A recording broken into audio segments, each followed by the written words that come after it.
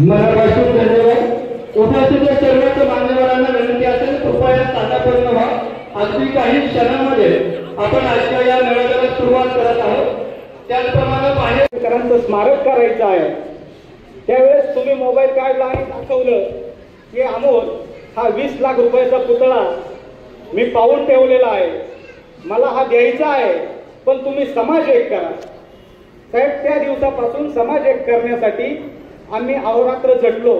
आमच्या सगळ्या संघटना असतील, प्रतिष्ठान असतील, समित्या असतील, या सगळ्या राष्ट्रवादी काँग्रेस पक्ष सामाजिक न्याय विभागाच्या छत्राखाली एक आणण्याचा आम्ही प्रयत्न केला, याचा मला अभिमान वाटतो।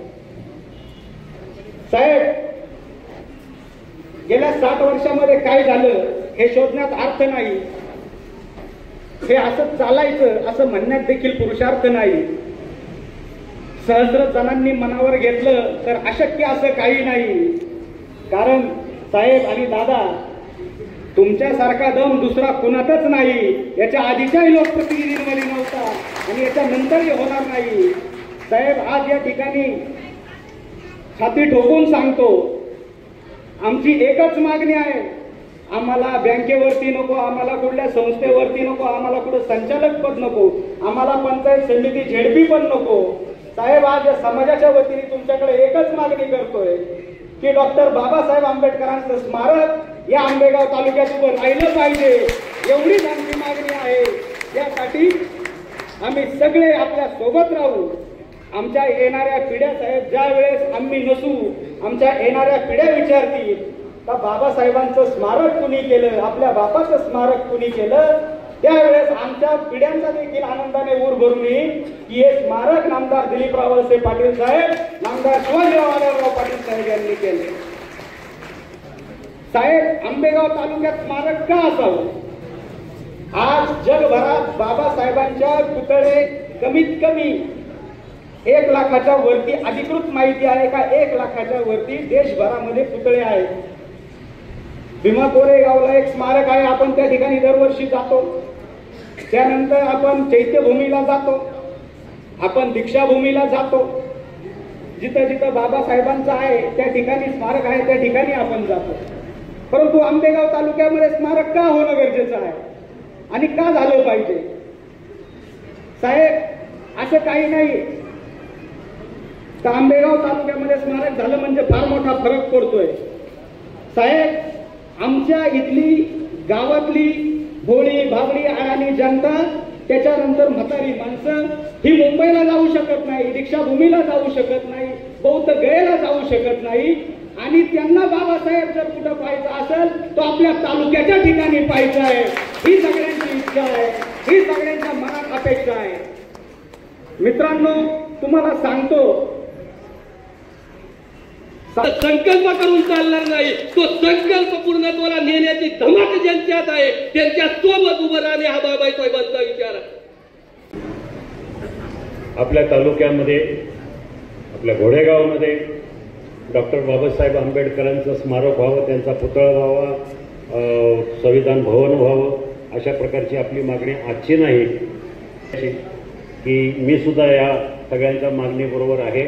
आपण लवकरात लवकर त्यांची मागणी मान्य करावी ही माझ्या दृष्टीने अतिशय महत्त्वाची बाब आहे।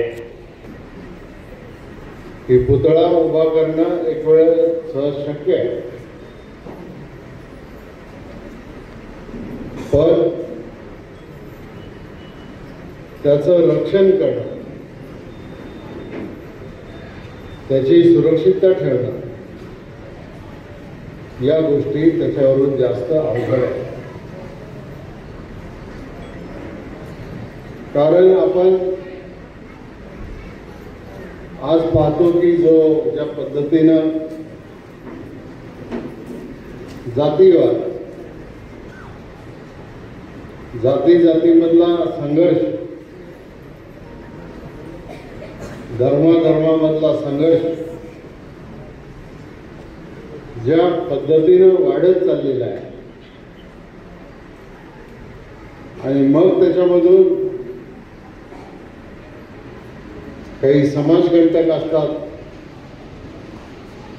काही विघ्न संतोषी लोक असतात,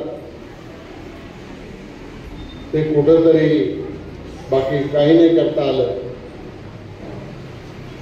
तर एखाद्या पुतळ्याची विटंबना मग छत्रपतींचा असू दे, नाही तर बाबासाहेबांचा असू दे, नाही आणखी कोणाचा असू दे, आणि त्याच्यामध्ये समाजामध्ये संघर्ष तयार होतो.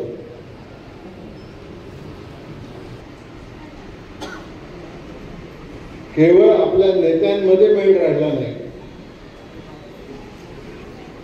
मग प्रकाश आंबेडकर साहेब एका बाजूला गेले, रामदासजी आठवले दुसऱ्या बाजूला गेले, आणि आज आपले समाजातले आणखीन काही नाव आहेत. हे लोक केवळ आपल्यामध्ये ऐक्य राहिलं नाही, ऐक्याचा विचार राहिला नाही, आणि संविधान भवन आणि बाबासाहेबांचा पुतळा हा कुठं करायचा.